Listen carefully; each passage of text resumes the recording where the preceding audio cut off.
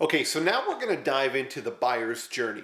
The buyer's journey is really an exciting process in which you look at your ideal customer or any customer or potential customer and how do they move from the point of first becoming aware of who you are and then deciding to do business with you. And that right there is the buyer's journey. So as you see right here, we've got three stages. We've got awareness, consideration, and decision. Think about the last time you made a purchase that you wouldn't normally make on a weekly or daily basis. Let's say a large ticket item, okay? Let's say, winter's coming and, you're just aware that you need some new boots, okay?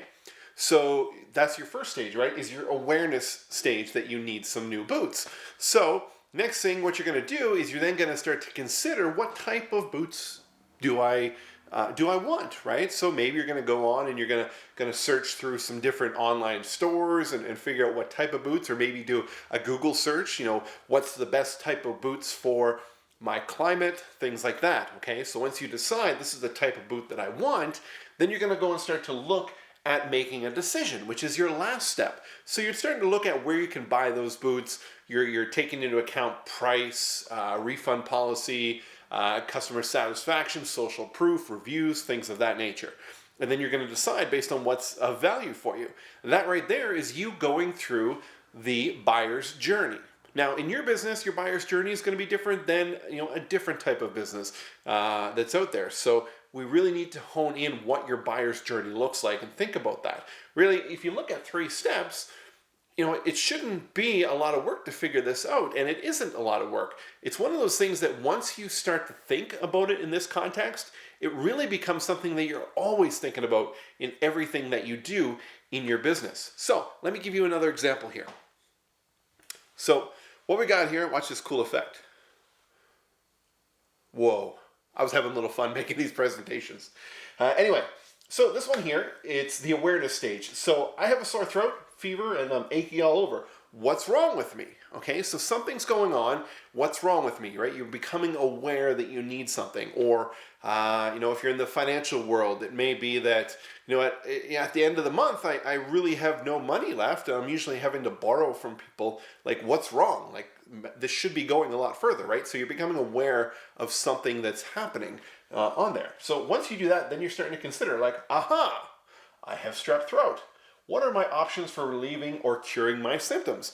So you know what the problem is at this point, and it may have been that you read an article, saw a video, did a search, and came across this information and did some initial research to find out what was wrong with you. Now you know what's wrong with you, right? You're in that consideration stage. Now you got to figure out how to get it fixed. So I can see a primary care physician, the ER, or go to the clinic.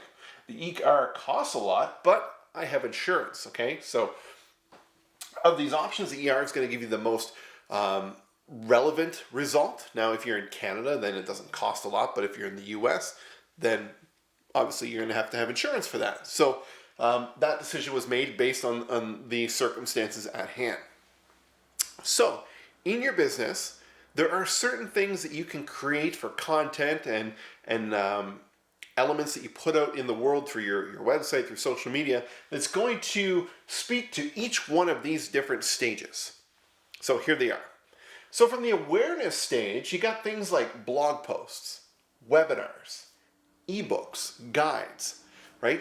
When you're looking at creating that type of content, you need to think about, this is for somebody who is needing to become aware of a problem, right? So everything that you do in your business is to solve a problem.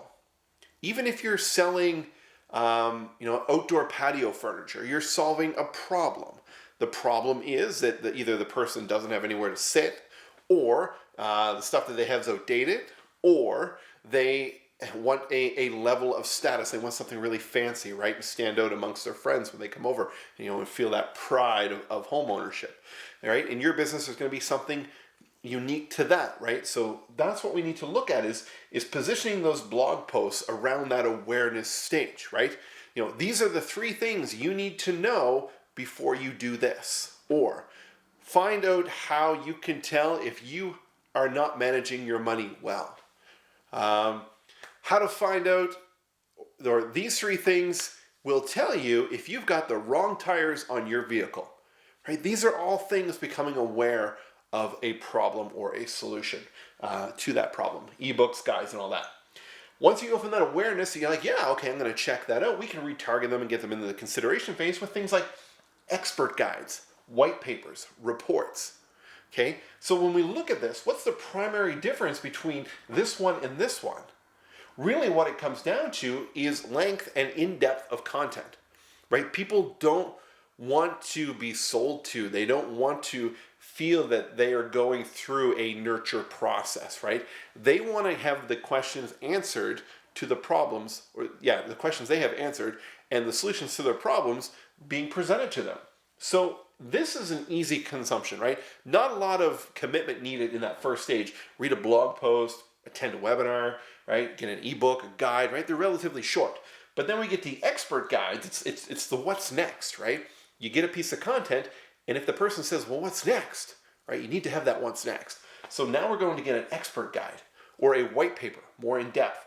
A report, by nature, implies it's longer, it's more in depth. So that's a consideration. We're trying to consider what our options are, how to get it fixed. Now comes really the part you're so close to closing that sale. This is the decision stage. Okay, so in this, we're looking at vendor comparisons. We're looking at case studies. We're looking at trials, live demos, right? These are the things that come into play. A lot of times, if you're in the professional services, it's like an in-depth discovery call, like we talked about one of the earlier videos. It's not necessarily live demos or trials. You can't exactly get a trial of an electrician. However, that being said, I've seen some service places where, it's your first basic service for free, right? Is technically a trial, right? Getting them into the process of being a customer of your business. And that's very helpful. So as you can see, you start to compare these things as they're moving down the lines. We're getting more in depth. We're getting more hands-on, more tangible, right? These are electronic. So one technique that I always recommend is, if it's within a budget, within a means, is going from, these being electronic, right? You try it out online, that kind of thing, consume that. Want to go to the next stage. Maybe it's an expert guide or a white paper that, hey, I'd like to mail this out to you, right? Have something tangible. There's something that happens when we get something in mail from a person, a business. We feel a little more connected or committed to it because it's tangible. And then we get into these trials. Now we've got some skin in the game. We're starting to get closer to feeling what it's like to be a customer, right? And the best way that you can prove to somebody, and Frank Kern says this all the time, the best way to convince somebody that you can help them is by actually helping them first. So think about that. That's one thing that you need to consider in what you're doing, is making sure that your content that you're putting out fits each one of these stages in the buyer's journey.